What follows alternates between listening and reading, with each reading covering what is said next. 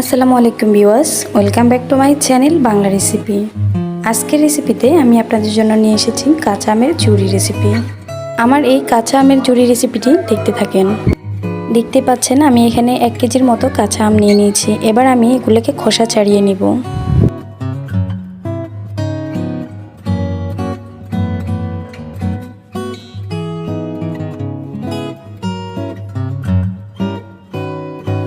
খোসা ছাড়ানো হয়ে গেলে এবার আমি ভালো করে আমগুলোকে ধুয়ে নিব কষ চলে যাওয়ার জন্য।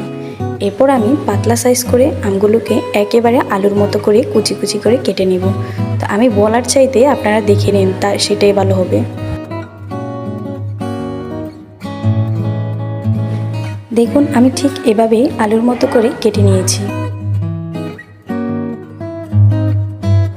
আর যারা যারা আমার চ্যানেলটিতে এখনও সাবস্ক্রাইব করেন নাই তারা অতি দ্রুত আমার চ্যানেলটিকে সাবস্ক্রাইব করে দেবেন আর পাশে থাকা বেল আইকনটি বাজিয়ে দেবেন নিত্য নতুন ভিডিও আপডেট পাওয়ার জন্য।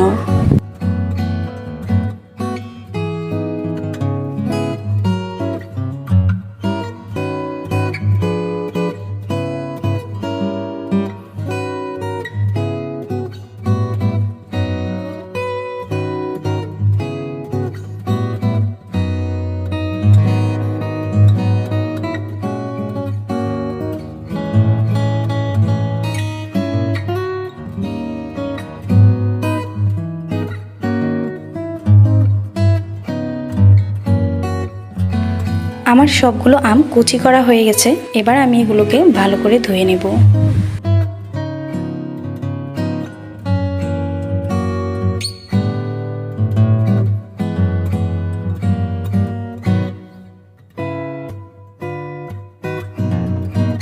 আমগুলো ছাকার পর এবার আমি একটি বাটিতে নিয়ে নিব।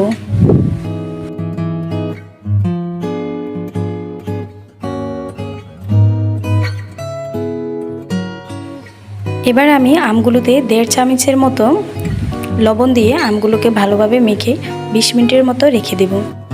এভাবে রাখার ফলে আমের যে চুকা পানিটা আছে তা বেরিয়ে যাবে।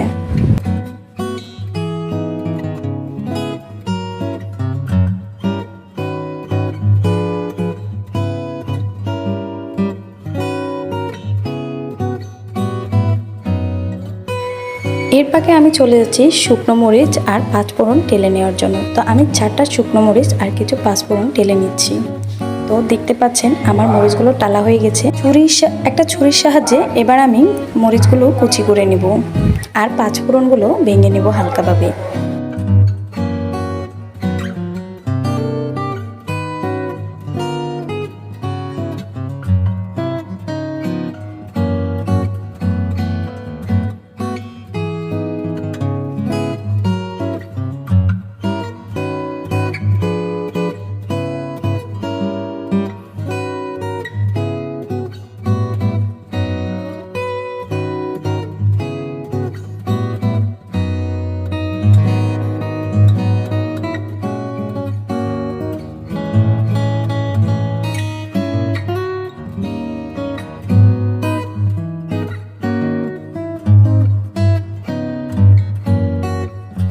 মরিচ কাটা আর 5 ফোড়ন গুঁড়ি করা আমার কমপ্লিট হয়ে গেছে। এবার আমি চলে যাব নেক্সট পর্যায়ে।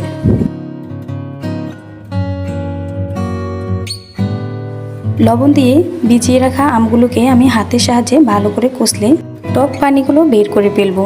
তো দেখতে পাচ্ছেন আমি কিভাবে কষলে নিচ্ছি আর কিভাবে পানি পড়ে যাচ্ছে।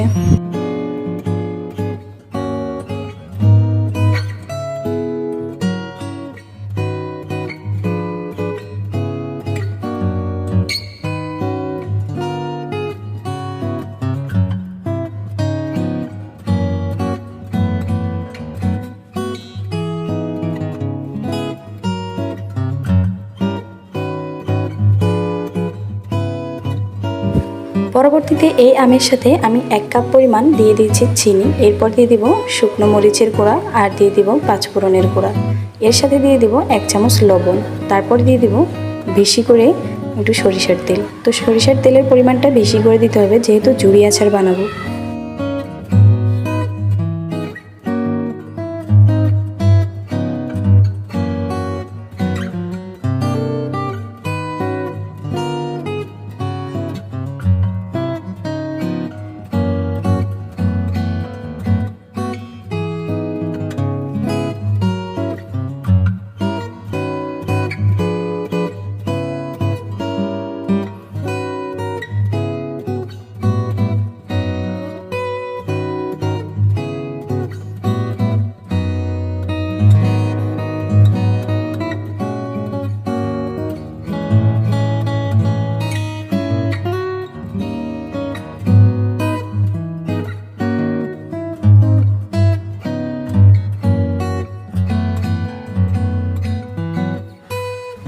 লবণ চিনির পরিমাণটা আপনারা বাড়িয়ে কমিয়ে দিতে পারেন। তো আমার কাছে এতটুকুই মনে হয়েছে, আমি দিয়েছি। তো আমার আচার রেডি হয়ে গেছে। এবার আমি একটা কাঁচের বয়মে নিয়ে নেব। তো এভাবেই কাঁচা আমের ঝুরি আচার বানানো যায়।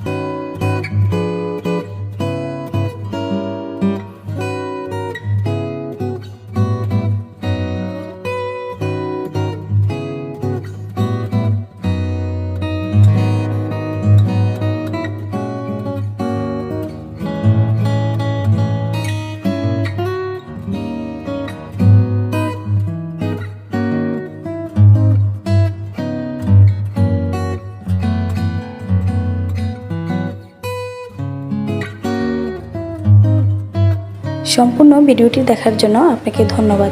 আল্লাহ হাফেজ।